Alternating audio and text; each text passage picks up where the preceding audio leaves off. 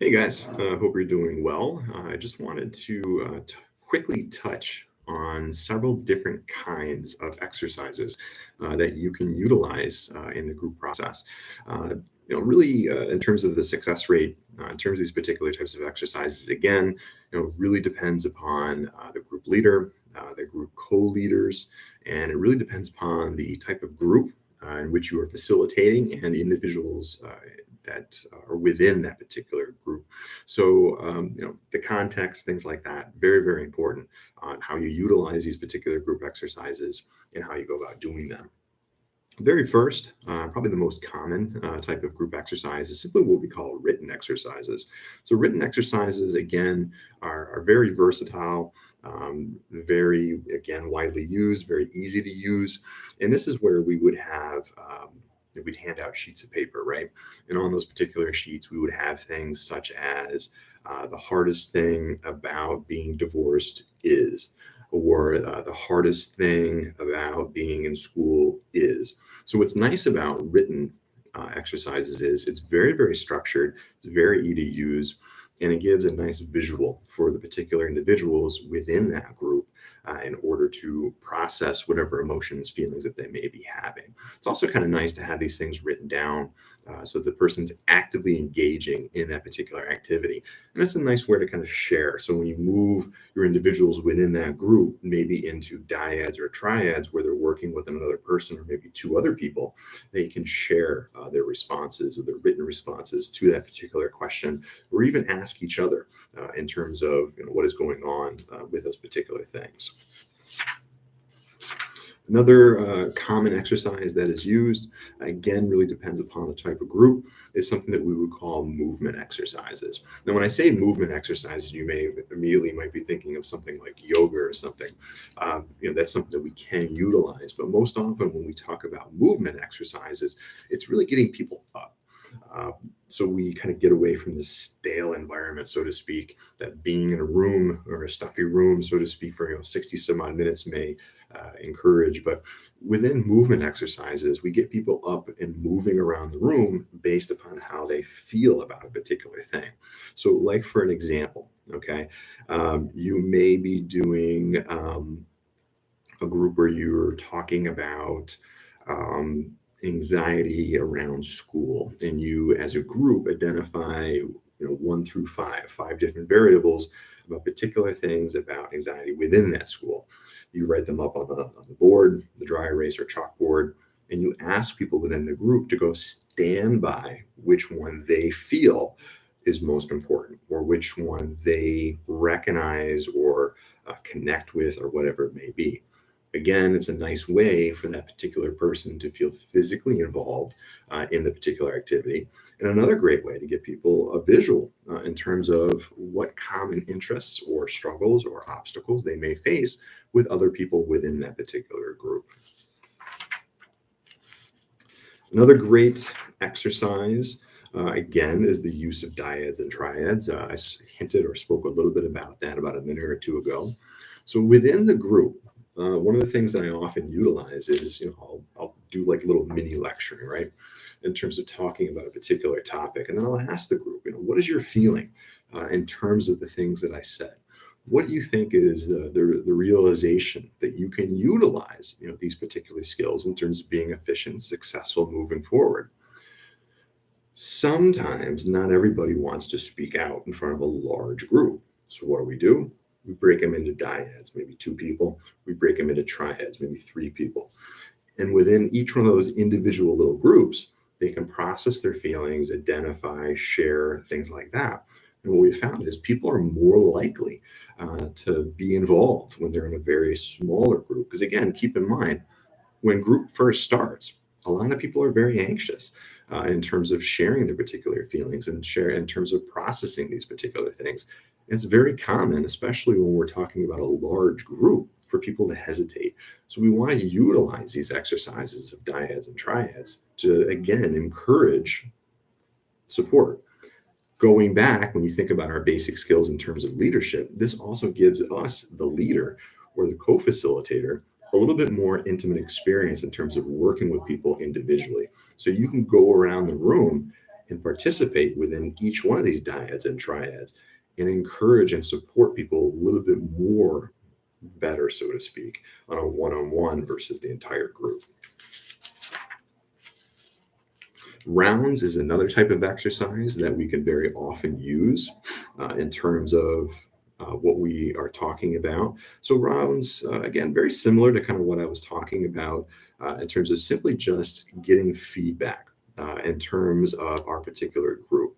So you may put out a particular statement, whether it be I don't know, I'll just say randomly, marijuana is a gateway drug, and then I'll propose it to the group. And that particular group within those individual members would say, well, I strongly agree, I disagree, I strongly disagree.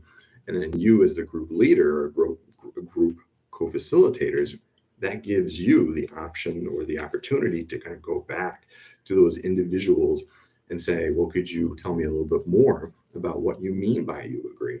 Or could you tell me a little bit more about what it is that you disagree? This also gives you more opportunities to really kind of form some cohesion within the group, some linking in terms of what one person may say and what another person may say. Some people use props in terms of particular exercises. The one thing that kind of pops up in my head immediately is the use of the empty chair. The thing with props is if it's done appropriately, they can be very, very powerful in terms of helping that person process their particular feelings and emotions. But at the same time, if you really don't have good training within it, or you feel uncomfortable doing it, it can really blow up in terms of your group or your individual session. So one of the things that props is used pretty widely is working with kids, working with kindergarten, elementary, or even up to adolescents sometimes.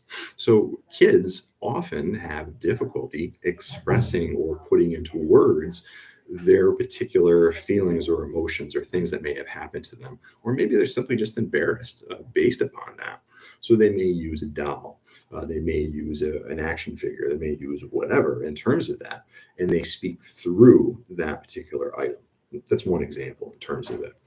With that example, it kind of files in very nicely to another type of exercise, which we often use within groups, is simply just arts and crafts.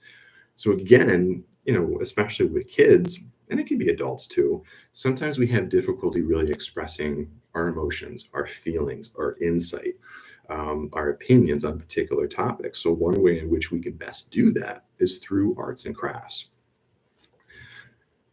Another way in which we can use arts and crafts is something that you may have heard, through media and things like that, is like stitch and bitch type of groups. So for some people, again, it's very difficult to come into a group setting and simply just sit there and talk. If they're busy doing something, they may be more likely to express, participate, talk, things along those lines in terms of it.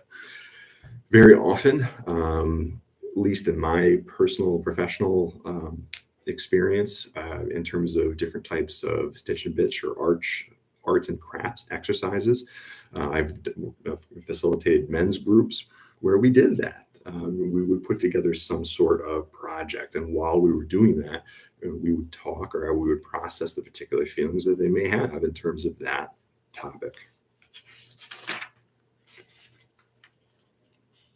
Fantasy exercises. So fantasy exercises in terms of reading, most often used in growth therapy groups, help members become more aware of their feelings, their wishes, their doubts, their fears. An example of a fantasy exercise is the common object, in which the leader directs members to imagine themselves as an object that is in the room. The leader guides the members through the fantasy by asking what it feels like to be that particular object, what life is like being that object, their role in life, and so forth. When I think of fantasy exercises, one of the things that pops up in my mind the most is a technique that we often use in what's called solution focused therapy. So it's not so much of a fantasy or a dream, but basically the person comes into a situation. You can use this in group therapy as well. And they just have an abundance, whatever is bothering them, stress, anxiety, depression, anything. And you say, okay, imagine if you were to wake up tomorrow and everything is perfect. Everything is exactly how you wish it would be. What would that look like? And then the person sits back, they fantasize, they dream, they describe whatever the hell it is. Okay. And then you, as the group leader, or the therapist or clinician, comes back and says, how do we get there? What needs to be done? Again, a fantasy exercise, but a very, very structured one. So the person identifies those particular things, and we talk about how do we get to that. Another way to really kind of take an angle on it is, tell me a time when you felt you were happy. And that person may come up with or may not. What were some of the things that you were doing at that time you're not doing now? Well, I was running then, and it was really helping me be happy. Why aren't you doing it now? So again, using fantasy, using dreams, things like that, a great way, great exercise to really help that particular person. Reading exercises, again, it really depends upon the group, depends upon the level, depends upon you as a co-facilitator, things like that. I've always been a little biased in terms of reading exercises. Um, Again, the reason why is I'll share a story with you. Many moons ago, I remember when I was on my internship in grad school. Part of obviously our internship was or our practicum was to observe groups, and I remember sitting through nightmare groups, hour-long groups, where literally you'd have a group of 10 people, and each person would just take turns reading, and that's all it was. And you can imagine the participation that went on within that group. And it makes you wonder how much were they actually learning. So there's nothing wrong with reading exercises, but it needs to be utilized correctly. So maybe assigning that as homework or having a particular person read a particular part of an article and then asking them to process that, or how would you apply that, or in your own words, what is it that you just learned from? And then maybe having the group also participate in that particular reading exercise, or maybe even combining written exercises with that particular reading exercise. So you can see how a lot of these exercises don't necessarily always have to be one. You can combine them really all into the best one. Feedback exercises. Again, one of the main purposes why we do group therapy is so that particular person can learn from other people. Again, we talked about the advantages and disadvantages of groups. One of the big pros of groups is that you can see you are not alone. You can get ideas from other people. You can bounce ideas off other people, get feedback, practice in a safe environment so you can take those skills out into the real world and be successful and efficient.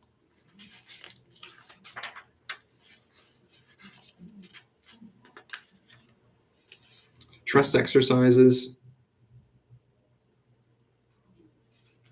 Again, I'm kind of looking at our book here.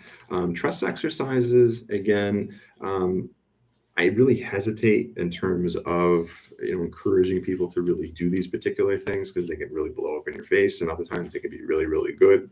It really depends upon the group in terms of that. One of the ways in which I tend to do it best is simply within rounds. So we give particular situations, we give particular like case examples that may be or whatever, and based on a scale of 1 to 10, how do you feel about this? What is your level of trust in terms of this? So again, kind of providing at least a topic of conversation or at least something to process within that particular group. One of the things that I often get a lot of students ask me questions about is the use of touching exercises. So for a while, these types of exercises, these types of routines were important. They were proved successful. They were utilized within group sessions. Nowadays, I really tell a lot of my students stay away from them, really because of liability and things along those lines in terms of that. So what I mean by touching exercises is, as your book kind of talks about, a number of exercises can involve touching. Some are done with the entire group, such as a group massage or milling and touching. Others done in pairs, members lightly touching each other's hands or faces. Touching can be very comforting, supportive if done right. Many trust activities involve touching in some manner. Some people are touch deprived, and therefore being touched can be a very helpful and freeing experience. So, an example of something along these lines is you've got person A and person B. Person A feels unloved. Person A feels they've never gotten support. Person A, whatever. They disclose that to person B, and part of that process or that therapy may be that particular person putting a hand on the person's shoulder and saying, I couldn't begin to imagine, I'm here for you as a group support, things like that, or maybe even a hug, things like that. Again, can be very, very therapeutic done in the right way, but at the same time could be a very big liability depending upon the group in which you are in. For an example, something that jumps to my mind is people who may be dealing with trauma. So things like that may actually re-trigger things that may have gone on in their past in terms of their life. So those are just a quick overview of different types of exercises that people tend to do within the group therapy session. If I were to ask what is probably the most common, probably the most successful, again, just my personal experience, I think as long as you have a very interactive group setting where people are allowed to participate, exchange ideas, and you as a group leader are very active in terms of summarizing, paraphrasing, linking, encouraging, supporting, things like that. I think regardless of the exercise in which you work in, you will have a good overall group. All right. Thank you very much. Enjoy the rest of your day.